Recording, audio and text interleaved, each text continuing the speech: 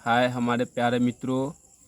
आज आप सभी के बीच class 10th Bihar board matric का है कि नहीं गणित के विषय के बारे में चर्चा करेंगे। आज जो क्लास 10th के है कि नहीं एग्ज़ाम के लिए जो महत्वपूर्ण चैप्टर जो होते हैं वो आपको त्रिकोणमिति है, यहाँ पे है ना, त्रिकोणमिति है। इस त्रिकोणमिति से आपको जो है 20 से 22 नंबर का जो है एग्ज़ाम में आपको देखने को मिलेगा। और ये त्रिकोणमिति जो है ना, एग्ज़ाम के लिए महत्वपूर्ण है। जो त्रिकोणमिति से 22 से है ना 20 से 22 नंबर का जो है आपको पूछता है। त्रिकोणमिति में है कि नहीं 20 से 22 नंबर का क्या क्या चीज़ पूछेगा और किस प्रकार का क्वेश्चन होगा और ऑब्जेक्टिव किस तरह का रहेगा और सब्जेक्टिव किस प्रकार के रहेंगे, ये सारा चीज़ जो है आपको हम बतलाएंगे। अभी फ़िलहाल आपको ये बतला रहे त्रिकोणमिति में क्या क्या चीज़ होते हैं और क्या क्या चीज़ को हमको ध्यान रखना पड़ेगा जो एग्ज़ाम में हमें है कि नहीं, जो त्रिकोणमिति से जो भी सवाल पूछेंगे उसको हम बढ़िया से बना सकें और हल कर सकें और बढ़िया से बढ़िया मार्क्स आ जाएं। तो यहाँ पर वो बतलाने जा रहे हैं त्रिकोणमिति है।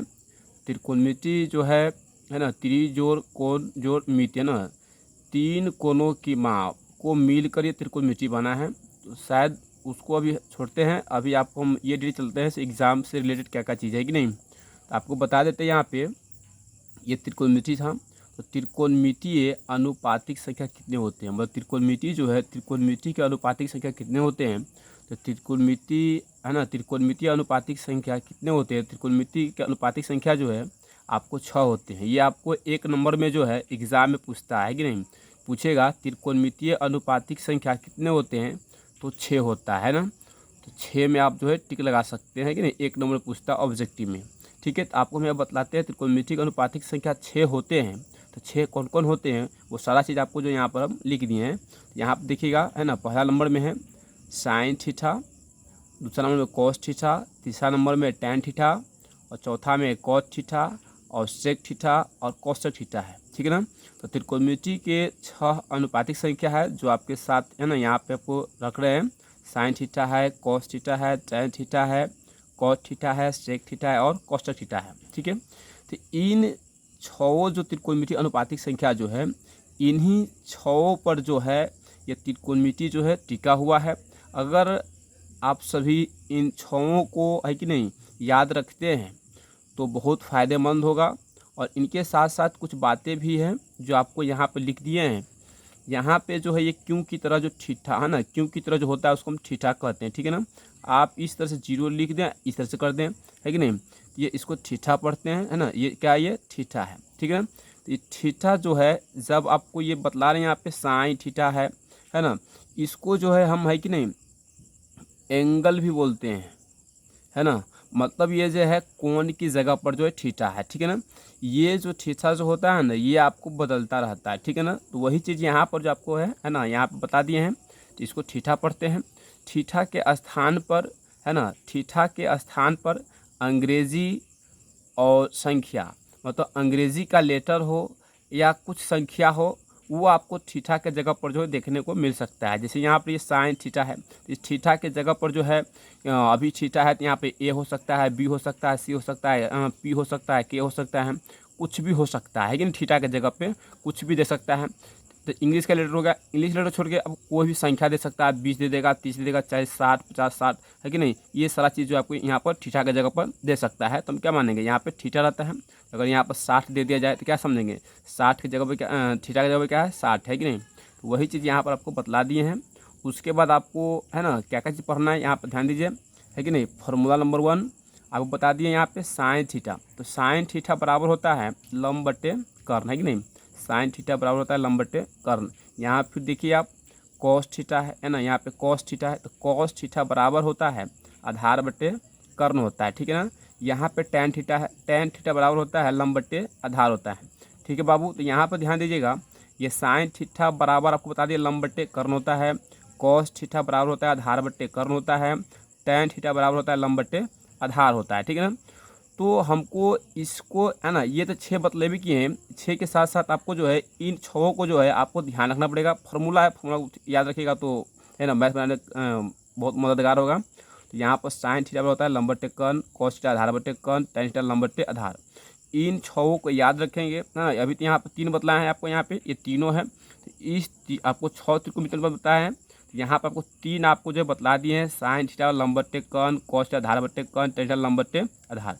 तो इन तीनों को अगर हम याद रखते हैं तो इस तीनों के सहायता से हम यहाँ पर आपको लिख दिए हैं कौशिक थीटा, सेक थीटा और कॉट थीटा, ठीक है ना, जो कि आपको यहाँ पर बराबर में कुछ नहीं लिखे हैं। तो आपको यही बतलाने जा रहे हैं, अगर ये साइन थीटा का फॉर्मूला आपको याद रहेगा, साइन थीटा बराबर होता है लंब बट्टे कर्ण, तो साइन का अपोजिट होता है कौशिक थीटा, ठीक है ना। साइन का अपोजिट क्या होता है?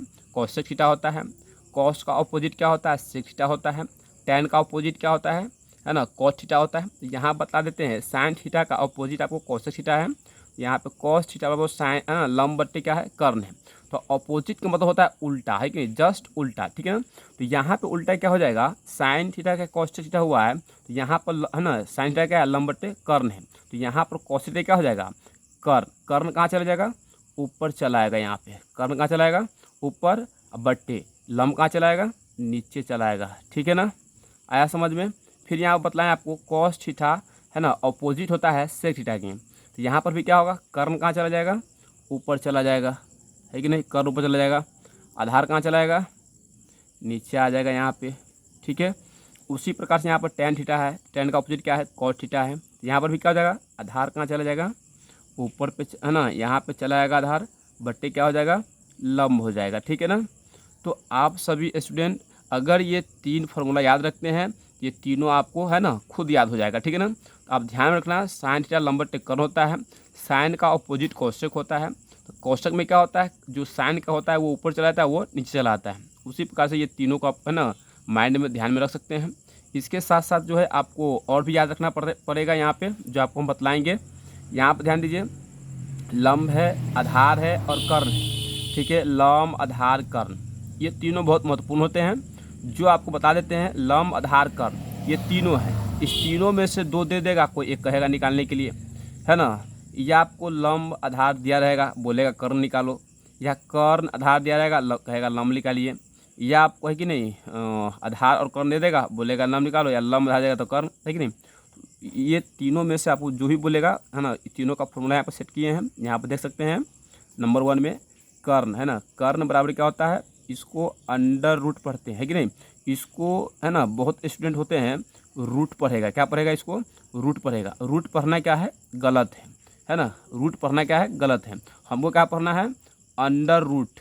क्यों अंडर रूट? क्योंकि रूट के अंदर में हम कोई संख्या लिखेंगे, है कि नहीं, रूट के अंदर में लिखेंगे, नहीं कि रूट अंडर, है ना, रूट अंडर, है कि नहीं। तो रूट अंडर लंब स्क्वायर प्लस आधार स्क्वायर होता है ना। कर्ण बराबर क्या होता है? अंडर रूट लंब स्क्वायर प्लस आधार स्क्वायर होता है। फिर लंब बराबर क्या होता है? अंडर रूट कर्ण स्क्वायर माइनस आधार स्क्वायर होता है। फिर आधार बराबर क्या होता है? अंडर रूट कर्ण स्क्वायर माइनस, है ना, लंब स्क्वायर होता है, ठीक ना। तो है कि नहीं, ये जो भी आपको बतलाए हैं इन सभी को ध्यान में रखिए। अगर ये सभी आपको याद रहता है कि नहीं, खास करके आपको बता देते हैं, यहाँ फॉर्मूला नंबर 1 जो दिए हैं ये टोटल याद होना चाहिए। और यहाँ पर जो आपको बतलाया है ये तीनों याद होनी चाहिए। अगर ये और ये आपको याद हो जाता है तो आपको एग्ज़ाम में जो है 1 नंबर ऑब्जेक्टिव, 2 नंबर सब्जेक्टिव जो है आपको दोनों मिलाए कितने नंबर हो जाएगा? 3 नंबर जो आपको जो है फिक्स है, जो आपको एग्ज़ाम में आपको बन जाएगा। तो ये तीनों ये फार्मूला जो आपको बतलाएं यहाँ पर, इस फार्मूला को अगर याद रखते हैं, इस फार्मूला को हम ना कहाँ हम यूज कर सकते हैं, जो हमको 3 नंबर आ सकता है एग्जाम में, ठीक है ना। इसके लिए आपको यहाँ पर है कि नहीं, यहाँ पर सवाल भी लिख दिए हैं क्वेश्चन, यदि साइन थीटा बराबर है ना 12/13 हो तो कॉस थीटा का मान ज्ञात करें। इसका मतलब समझ सकते हैं यहाँ पर देखिए क्या है, साइन थीटा बराबर क्या है? 12/13। देखिए यहाँ पे अब बता देते हैं, यहाँ पे साइन थीटा बराबर 12 क्या है? ये 13 है। तो आप यहाँ से अंदाज लगा सकते हैं, ये साइन थीटा दिया है, क्या दिया है? साइन थीटा दिया है। अब बराबर है, ये क्या चीज़ में? भिन्न के रूप में है। क्या है ये? भिन्न के रूप में, मतलब बट्टा के रूप में है कि नहीं, परिमेय संख्या के रूप में है। तो अब माइंड लगा सकते हैं, साइन थीटा बराबर बट्टा के रूप वाला है कि नहीं, हम फॉर्मूला याद किए थे, ठीक है ना। तो साइन थीटा बराबर अपने फॉर्मूला याद किए थे, आप देख सकते हैं यहाँ पे साइन थीटा बराबर क्या है? लंब बट्टे कर्ण है। तो लंब के जगह पर आप देख सकते हैं खुद यहाँ पे क्या दिया है? 12 दिया हुआ है।